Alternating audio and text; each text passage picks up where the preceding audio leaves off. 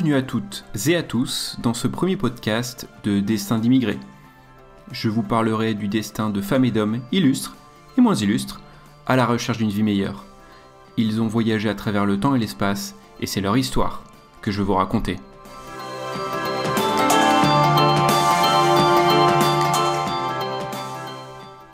Pour ce premier épisode, je parlerai d'un Français qui vécut le rêve américain presque à ses racines. Je ne parlerai pas de Lafayette, mais de Michel Guillaume Jean de Crèvecoeur, ou plus tard appelé James Hector St. John, de son nom américain. Il a vécu une vie trépidante, tour à tour militaire, fermier, ami des Indiens, ambassadeur, défenseur de la cause noire. Il traversa un siècle riche en étant acteur ou spectateur de la majorité des événements majeurs. La guerre de 7 ans, l'indépendance américaine, la Révolution française ou encore les conquêtes napoléoniennes. On se souvient de lui pour ses écrits qui ont fondé le rêve américain, comme on le perçoit encore aujourd'hui.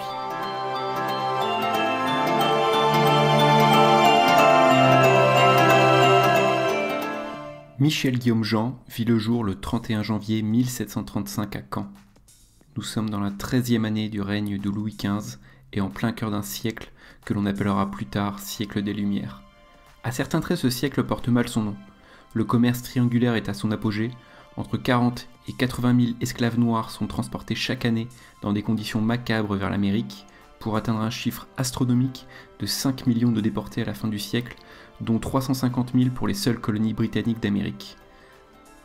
En France, c'est une ère compliquée, que l'on nommera Petit âge glaciaire. Le XVIIIe siècle a connu 16 hivers d'une rigueur inconnue auparavant, à la suite desquels il faut bien entendu imaginer les récoltes catastrophiques et les disettes. À tout cela s'ajoutent les maladies terribles qui se répandent à travers le bétail partout en Europe, ce qui accroît encore plus la détresse des peuples. Ces événements, auxquels s'additionnent les guerres coûteuses et la mollesse politique de Louis XV, sont un terreau particulièrement fertile des événements de la fin du siècle, la Révolution française. Le côté lumineux de ce siècle se rattache plutôt à la présence de certains des philosophes les plus illustres de l'histoire, Montesquieu, Voltaire et surtout Rousseau, qui défend le principe d'égalité entre les hommes. Ce même Rousseau sera d'une inspiration fondamentale dans les écrits de Michel Guillaume Jean. Aimons toujours et sans partage, que l'amour soit notre loi, que l'amour soit notre loi. Aimons toujours et sans partage, que l'amour soit notre loi. Que ton alliage m'unisse avec toi. Mais revenons à notre héros, qui, je le rappelle, vit le jour en 1735. Grandi dans une famille de la petite noblesse du côté de Caen, son père étant comme la plupart des nobles provinciaux propriétaires terriens, gagnant sa vie en percevant un loyer de la part des familles travaillant ses terres. Il fait ses études chez les Jésuites, au Collège Royal de Bourbon. Il fut l'un des derniers étudiants de ce collège car en 1763, Louis XV expulsa les Jésuites du royaume de France. On ne peut pas dire qu'il ait vécu une enfance malheureuse, mais tout de même assez difficile. Il aura des relations houleuses avec un père strict et les conditions de vie chez les jésuites sont rudimentaires. Les dortoirs sont froids et sales, la nourriture est nettement moins riche que ce à quoi il était habitué, tout comme ses nouveaux vêtements. Pendant ses études, il se passionnera d'antiquité. Comme je vous l'ai dit, on est en plein cœur du siècle des Lumières. On redécouvre les savoirs scientifiques et philosophiques des civilisations grecques et romaines. À 16 ans, suite à une violente dispute avec son acariâtre de père, il part en Angleterre. Il va loger chez des amis de la famille et apprend la langue. Et là, dans ce paisible sud de l'Angleterre, il va surtout connaître son premier amour, la fille d'un riche homme d'affaires. À 18 ans, il est jeune et fougueux. Il la demande en mariage. Pour lui, sa vie est toute tracée. Mais moins d'un an plus tard, avant qu'il ne puisse se marier, sa fiancée tombe gravement malade et meurt. C'est le déchirement. Et passé quelques mois à se morfondre, il décide de partir, loin. On parle de cette terre lointaine, où il est possible de tout recommencer, de faire fortune. À 19 ans, il prend donc son billet et s'embarque pour la Nouvelle-France.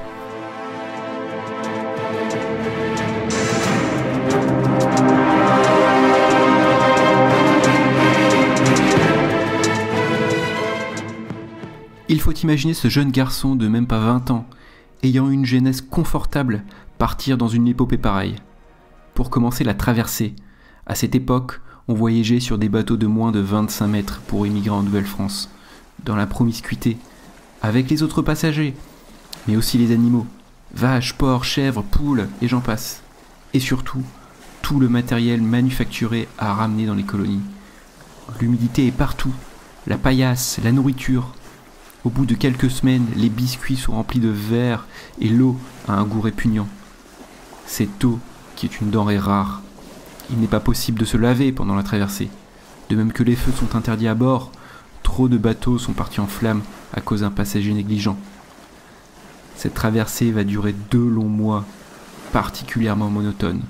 Mais voilà, au bout de 60 jours, à prier pour éviter pirates et tempêtes, côte en vue. Le bateau remonte tranquillement le Saint-Laurent avant d'arriver dans la ville de Québec. Cette jeune ville fortifiée de Québec, d'à peine 1000 habitants au début du siècle, a atteint en 1750 les 10 000 habitants. Elle n'offre pas un dépaysement important aux passagers venus de France. La ville est entièrement construite sur un modèle français. Quand notre jeune et téméraire Michel Guillaume Jean arrive en Nouvelle-France, elle est à son apogée. Il faut imaginer une bande de territoire qui va du nord du Canada actuel à la Louisiane. Ce territoire est bordé à l'est par les prospères colonies britanniques et à l'ouest les territoires non conquis, toujours sous contrôle indien. La Nouvelle-France est un territoire immense, où vivent uniquement 55 000 Français. La superficie est de près de 8 millions de kilomètres carrés, soit plus de 11 fois la France. Sur le papier, les territoires appartenaient bien à la France, mais concrètement, la plupart des zones ne sont contrôlées par quelconque force armée ou policière. Quand notre jeune crève-cœur arrive dans le Nouveau Monde, la guerre de 7 ans vient de commencer. Cette guerre, que l'on peut le qualifier de mondiale, voit s'affronter toutes les grandes puissances coloniales de ce temps, sur le vieux continent et dans les colonies. La Grande-Bretagne, l'Autriche, la France, l'Espagne, l'Empire russe s'affrontent. Les alliances changeront, mais en Amérique du Nord, rien ne changera. Cela sera les Français contre messieurs les Anglais.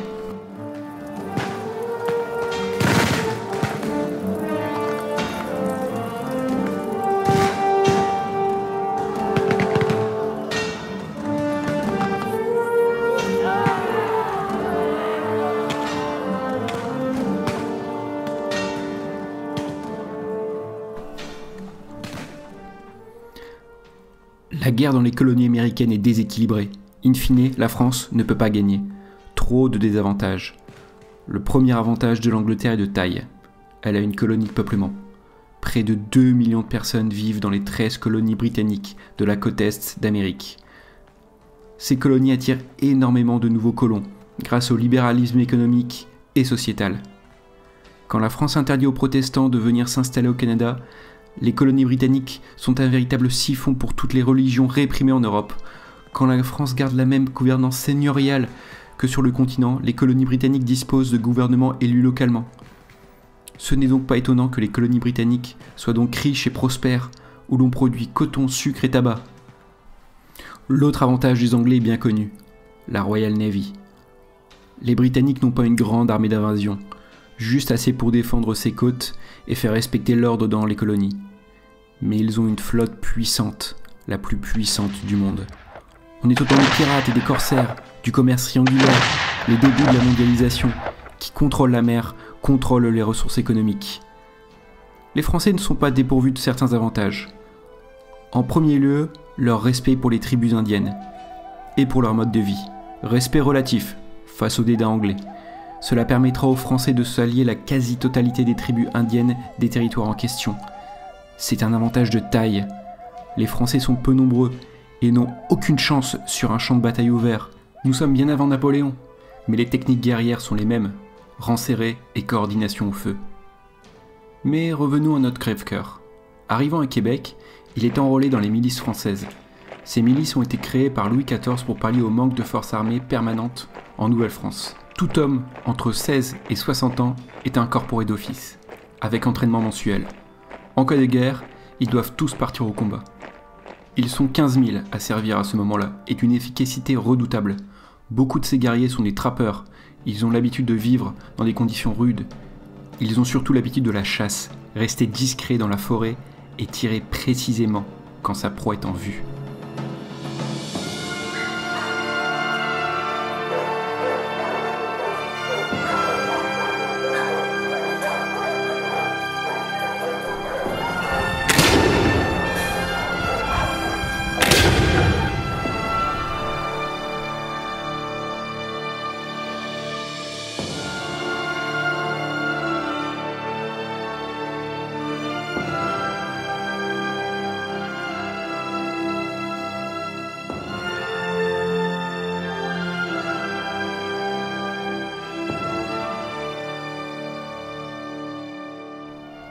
Avant de braver héroïquement les Anglais sur le champ de bataille, Michel Guillaume Jean de Crèvecoeur est engagé comme cartographe grâce à son éducation avancée. Avec l'aide des Indiens, il va parcourir les territoires français du nord au sud. Il va aller jusqu'en Louisiane. On parle ici de distances astronomiques, dans un territoire où il n'y a même pas de chemin. Ces territoires sont concrètement sous contrôle indien. Il faut l'imaginer pendant les froids hivers américains, dormir dans de petites tentes, chasser sa propre nourriture, ne pouvoir se laver que dans des cours d'eau, et surtout se défendre contre les agresseurs que l'on peut retrouver sur son chemin, indiens, hors-la-loi, ou pire, des tuniques rouges.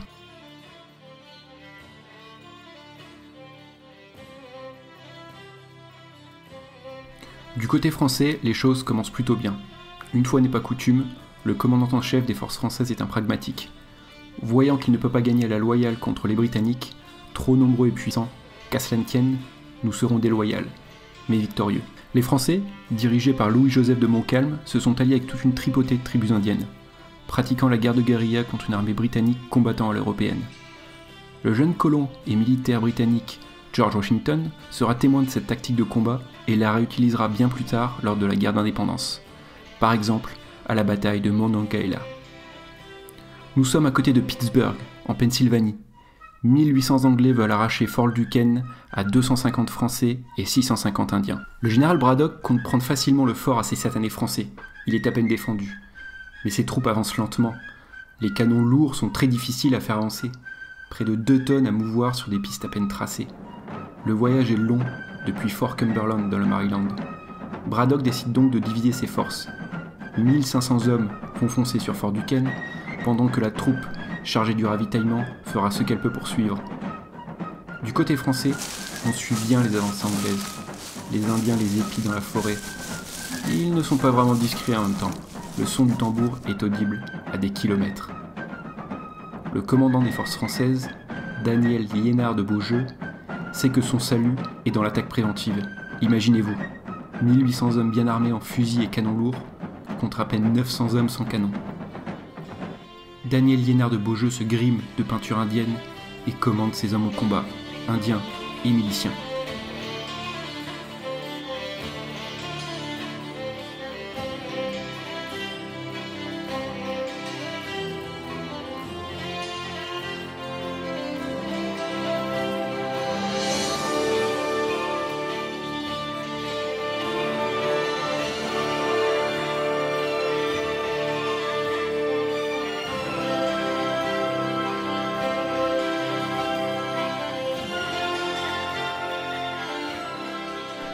Pendant que les Français vont bloquer les Anglais en tête de peloton, les empêchant d'avancer, les Indiens et Vénitiens vont surgir de tous les côtés et tirer sur les troupes anglaises.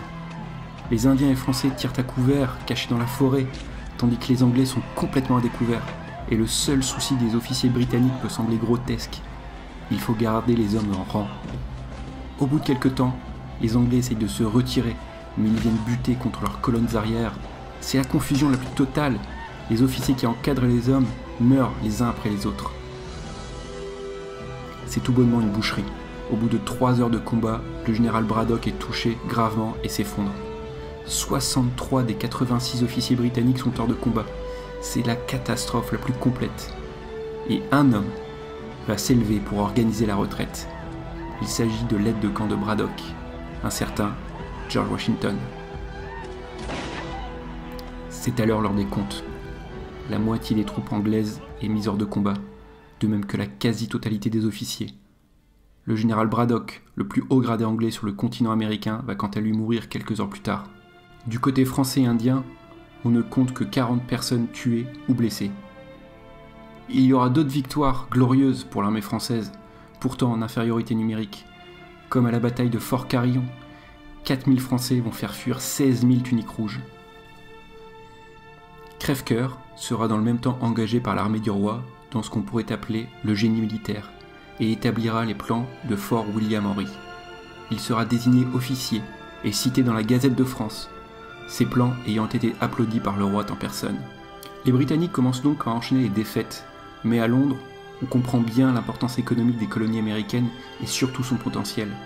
Des dettes énormes sont donc contractées afin de fournir à l'armée britannique plus d'hommes, d'armes et d'argent pour recruter des miliciens colons. Le rapport de force était déjà en faveur des Anglais, mais là le déséquilibre est écrasant. Et en parallèle, la Royal Navy a verrouillé les communications maritimes entre la France et ses colonies. Les troupes ne sont plus réapprovisionnées en hommes, en équipement et en nourriture. Les Français abandonnent donc certains forts, car il n'y a plus assez de ressources pour les réapprovisionner. C'est une lente mais inexorable débâcle pour les Français dans ce nouveau monde. Tout va se terminer dans la bataille de Québec. On retrouve donc notre cher Crève-Cœur pendant le siège de Québec en 1759. Une armada britannique encercle la ville. Les habitants meurent de faim, la ville est bombardée continuellement par les bateaux de Sa Majesté et les miliciens défenseurs de la ville sont pour la plupart des vieillards ou au contraire des adolescents. La veille, il y a eu un magnifique barreau d'honneur sur les plaines faisant face à Québec. Les troupes françaises se sont bien battues. Montcalm a joué du mieux qu'il pouvait avec ses mains à tout. Mais il est mort, tué pendant la retraite des Anglais. Les Français, au lieu de se replier dans la ville, vont l'abandonner à ses résidents et à sa petite garnison. Les Anglais vont tirer au canon et au mortier pour réduire la ville en ruine. Crève-Cœur sera gravement blessé à Québec dans cette bataille qui sonne comme un clap de fin grotesque pour l'armée française en Amérique.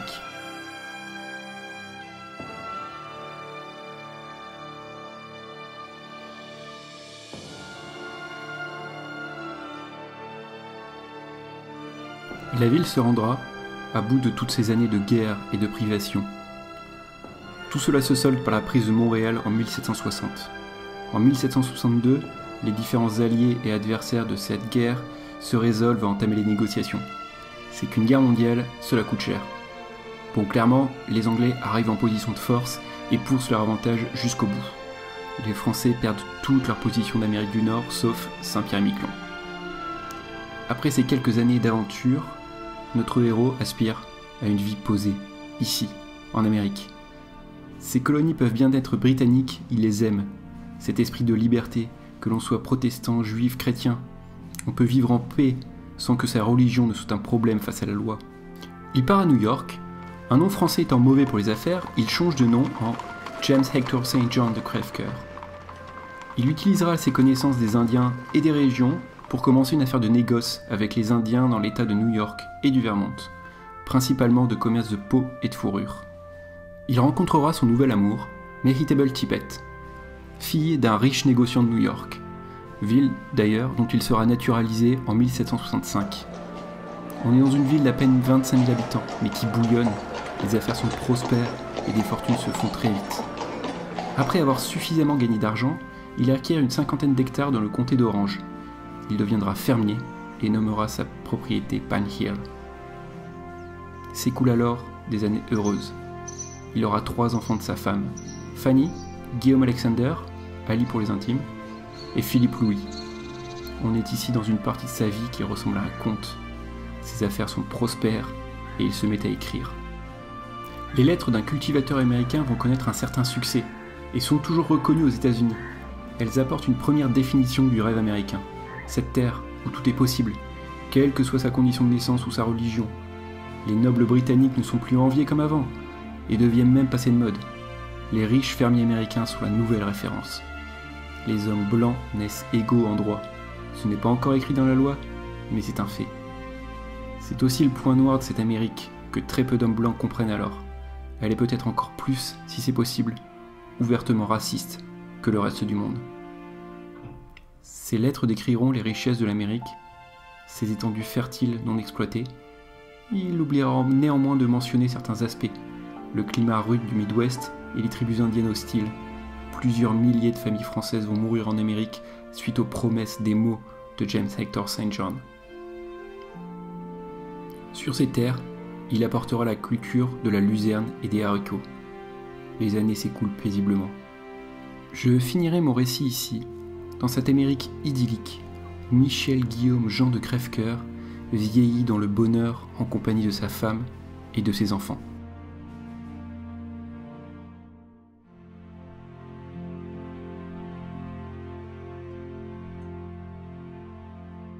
La fin de sa vie sera nettement moins heureuse.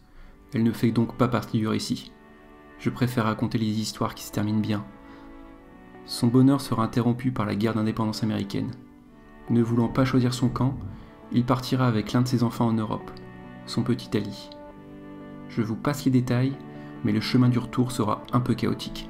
Il sera enfermé à New York par les Anglais pour espionnage, avant d'embarquer pour l'Irlande, l'Angleterre et enfin la France. Il reviendra comme consul en 1783, 3 ans après être parti, pour découvrir sa ferme ravagée par les flammes et sa femme tuée par les Indiens. Il finira sa vie en France, principalement dans sa Normandie natale où il développera la culture de pommes de terre. Il traversera d'ailleurs en France sans trop de dommages les purges de la Révolution et la période napoléonienne. Il mourra à 78 ans.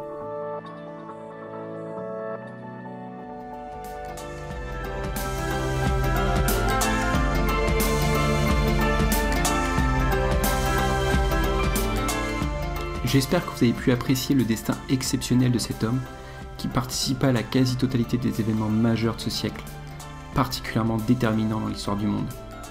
Vous pouvez me joindre sur Instagram et me laisser vos commentaires, je l'espère constructifs, afin d'améliorer mes prochaines créations. Merci à vous et au revoir.